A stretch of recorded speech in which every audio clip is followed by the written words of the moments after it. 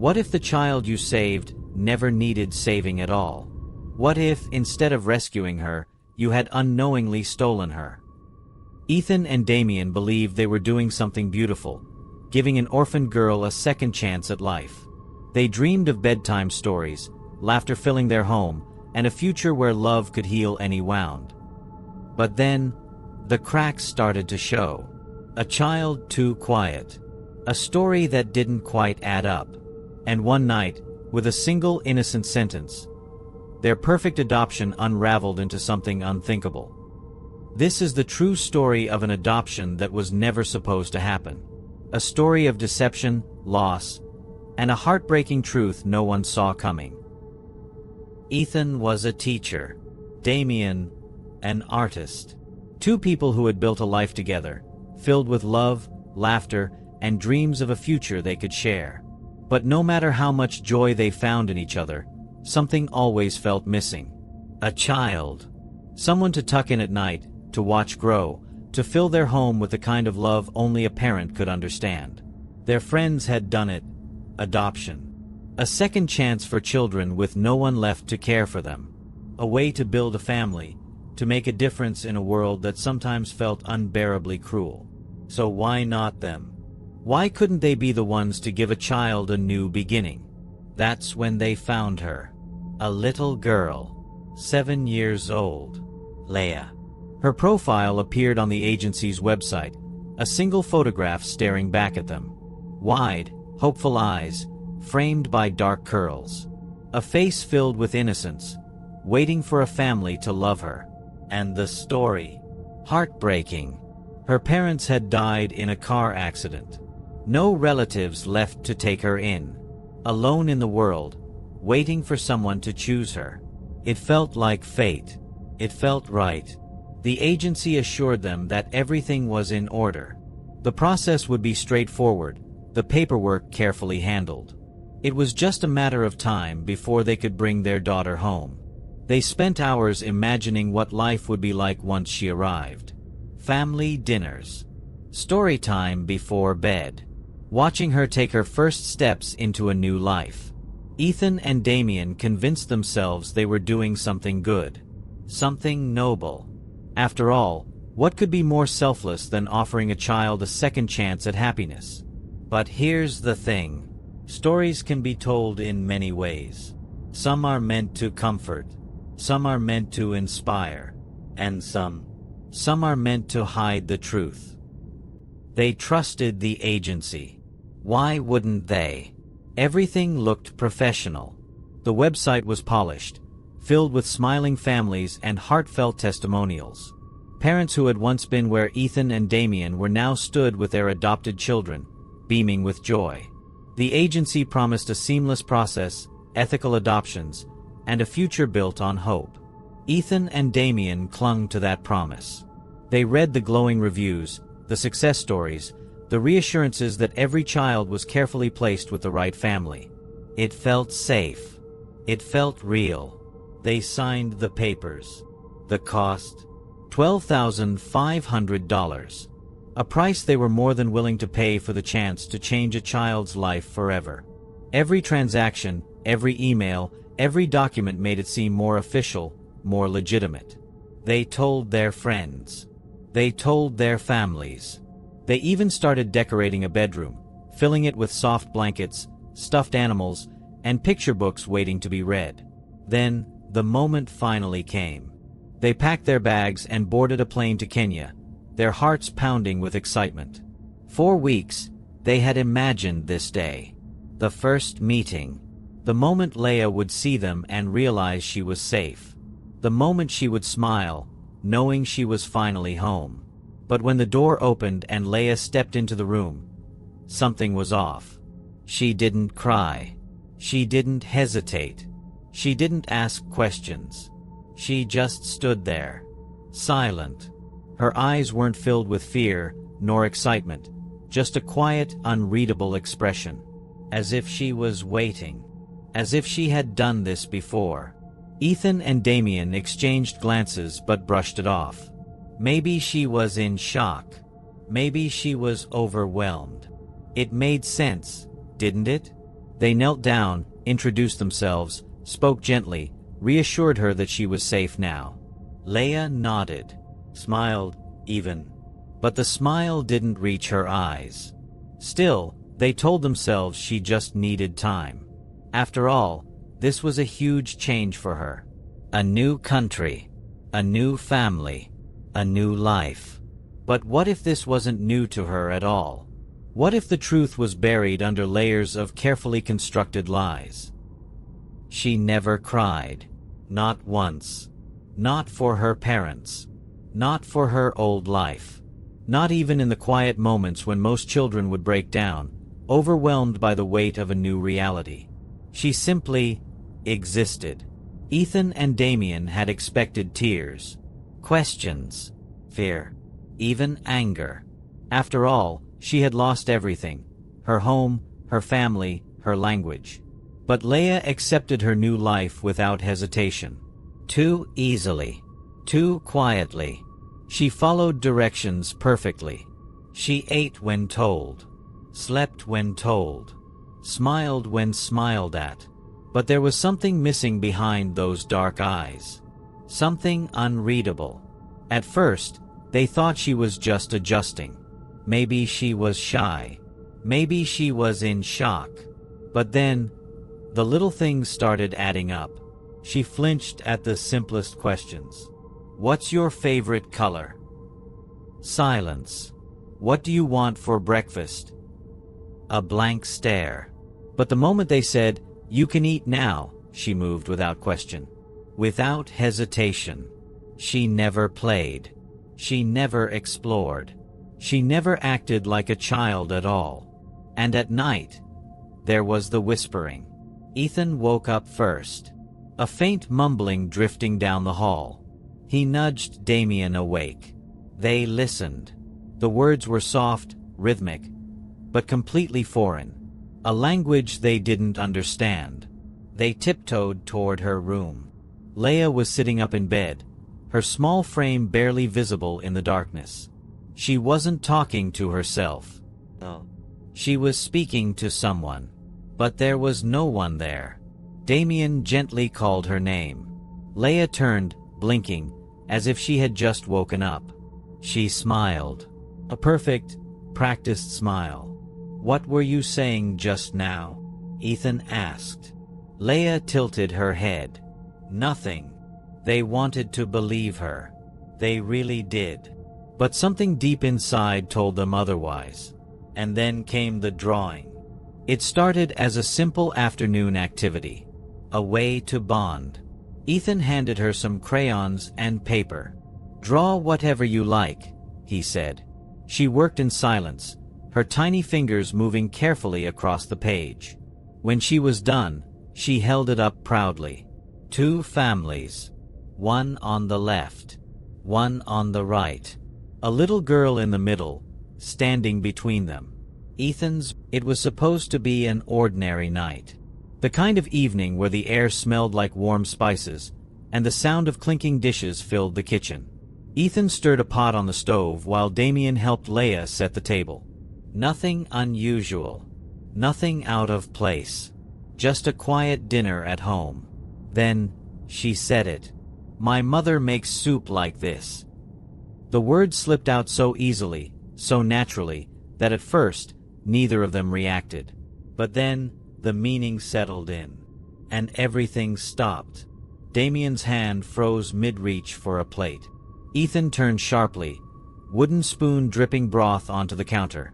Their eyes met across the room, unspoken questions hanging heavy between them. Laya hummed softly, swinging her little legs under the chair, completely unaware of the storm she had just unleashed. Damian's voice came slow, careful. "Sweetheart, what did you just say?" Laya looked up, smiling. "My mother makes soup like this. She makes it all the time." Ethan felt his stomach drop. Her mother. The woman who, according to the agency, had died in a tragic accident. He forced a steady breath. "Laya, do you remember your mother?" She nodded. "Of course." Then, after a thoughtful pause, she added, "She's waiting for me." A chill ran through Ethan's spine. He shot another glance at Damian, whose face had gone pale. This wasn't right. She wasn't supposed to remember. The adoption agency had said she was too young, that she had no recollection of her past life. No family left. No one looking for her. And yet, here she was, casually talking about her mother like it was the most normal thing in the world. Damian crouched down beside her, his voice softer now. "Laya, where is your mother?" She shrugged. "At home." The room was silent. For weeks, they had dismissed the little things. The whispers at night. The strange obedience. The eerie way she never seemed lost, never asked questions. They had told themselves it was just her way of coping, that she would open up in time. But now there was no denying it. Something was wrong. They needed answers. But what they found was worse than they ever imagined. The truth had been in front of them all along. They just didn't want to see it. Ethan stayed up late that night, scrolling through the agency's website, reading every word as if seeing it for the first time. The glowing testimonials. The photos of happy families. It all looked so perfect. Too perfect.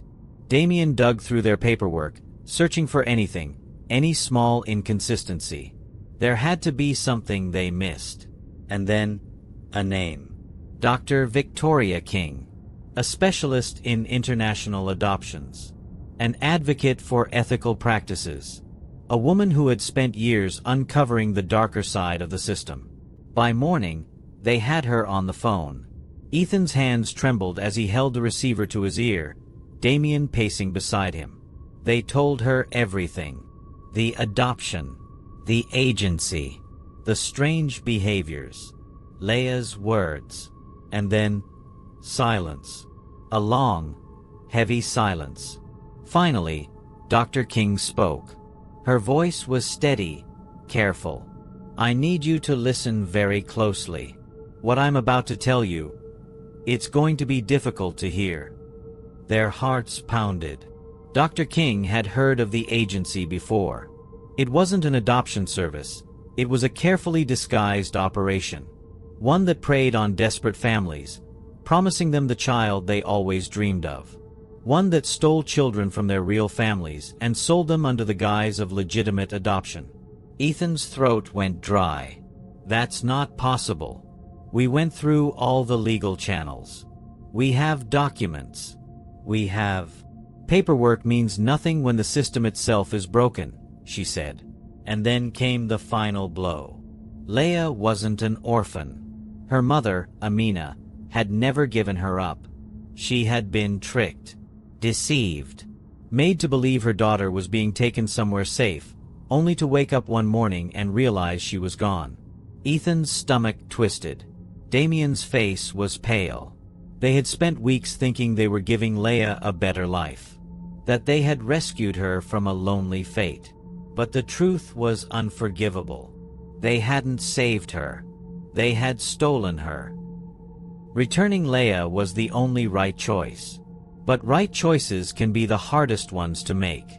Ethan and Damian had spent countless nights dreaming of a child, imagining the family they would build, believing they had finally found the missing piece of their hearts. And now, they had to give her back. The moment the decision was made, a weight settled over them, heavy and unrelenting. There was no hesitation, no question of what needed to be done, but that didn't make it any easier. Damian packed her clothes in silence, folding each tiny shirt with hands that trembled. Ethan sat on the floor beside Laya's bed, watching her sleep, memorizing the way her eyelashes fluttered, the way her small fingers curled into the fabric of her blanket. She had trusted them. She had accepted them. And now, they were about to shatter her world all over again. The flight to Kenya was quiet. Laya sat between them, swinging her feet, her small hands clutching Damian's sleeve. She had no idea. No understanding of what waited on the other side. And how could they tell her? How could they explain that the life she had begun to settle into was never truly hers to keep? That the bedtime stories, the warm hugs, the safety of their home, none of it had ever belonged to her? The moment they landed, reality set in. Ethan could barely breathe. Damian's grip on Laya's hand tightened. Then they saw her. Amina. She stood just beyond the crowd, her body frozen, her eyes locked onto the little girl who had been stolen from her. She didn't move. She didn't speak. It was as if she was afraid to believe what she was seeing. And then Laya looked up. For a moment, there was only confusion. A flicker of recognition that hadn't fully formed. And then, her lips parted. Her eyes widened. "Mama!" Her voice was so small, so fragile. Amina broke. She collapsed forward, reaching, sobbing, gasping as though the air had been knocked from her lungs. Laya barely had time to react before she was swept into her mother's arms, held so tightly it was as if Amina was afraid she would disappear again. "Mama, you're alive." Amina shook with silent cries, running her hands over Laya's face, her hair, as if making sure she was real. As if making sure she wouldn't vanish if she let go. Ethan turned away. He couldn't watch. Damian clenched his fists, biting down hard on his lip. This was the right thing. The only thing. So why did it feel like their hearts had just been ripped from their chests? They had given Laya. They thought they were the heroes. That they had opened their hearts, given a child a home, and made the world just a little bit brighter. But they were the victims of a larger, darker crime. And the worst part? They had no idea. Ethan and Damian returned home to a house that felt emptier than ever. Laya's room remained untouched. Her toys, her books, the little shoes by the door, they were still there, waiting for a child who would never return. The echoes of her laughter, the quiet hum of her bedtime songs, all of it haunted them. But this wasn't just about grief. This was about something far bigger than their own pain. Because their story wasn't unique. The agency had been shut down. Its offices raided, its so-called adoption coordinators arrested. But for every operation dismantled, another existed in its place. Different names, different faces, but the same scheme. Families, desperate to love, were tricked into funding an industry built on deception. And worse, children, torn from parents who never let them go, were handed over to strangers who believed they were doing the right thing. It was happening everywhere. Couples who thought they were rescuing orphans. Mothers who were promised a better life for their babies, only to realize too late that they had been lied to. Governments turning a blind eye. A system so tangled, so corrupted, that justice felt impossible. And Ethan and Damian had been part of it. They replayed every moment, every conversation, searching for the signs they had missed. The way the agency had rushed the paperwork. The glowing testimonials that, in hindsight, felt too perfect. The way Laya had never questioned why she was leaving Kenya, why she was suddenly in a new home, with new parents. She hadn't cried, because she had been told not to. Not every adoption story is a happy one. And not every child who is saved was ever lost to begin with. Ethan and Damian could live with their own heartbreak. But what they couldn't live with was letting this happen to someone else. So, who's to blame? Was Ethan and Damian's mistake trusting the wrong people? Was it the agency preying on their good intentions? Was it the system that allowed this to happen in the first place? Or is there something deeply broken in the way we view international adoption? For decades, adoption has been seen as an act of heroism, a chance to give a child a better life. But what if that life wasn't worse to begin with? What if the child already had a family? A mother who never stopped searching?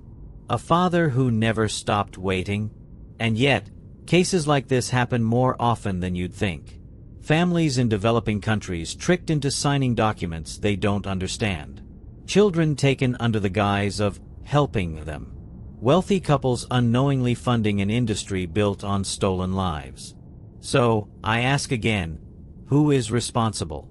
The agencies for their lies? The governments for their silence? The hopeful parents, for not asking more questions? Or is it all of us, for believing the narrative that every child in an orphanage has no one left? What do you think? Let's talk about it in the comments. If you found this story important, share it. Let more people see what really happens. And if you want to hear more true crime cases like this, hit that subscribe button. There are more stories out there, some waiting to be told, others still unfolding. This is Vic's True Crime Stories. See you next time.